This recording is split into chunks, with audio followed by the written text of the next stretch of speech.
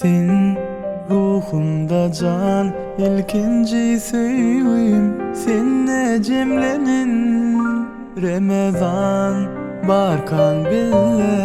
Dört mevsim ömrümde bahar.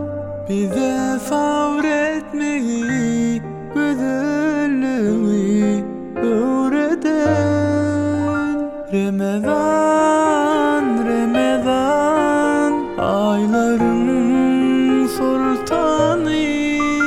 Ramazan, Ramazan, biz bilen kal elmadan.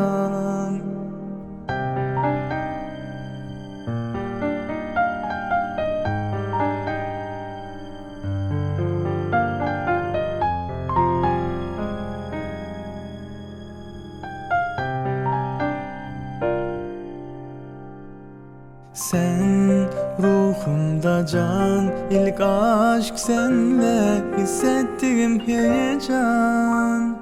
Sen varsan bende, dört mevsim ömrümde bahar. Bize sabretmeyi, güzelliği anlatan Ramazan, Ramazan, Ramazan ey sevgili Ramazan.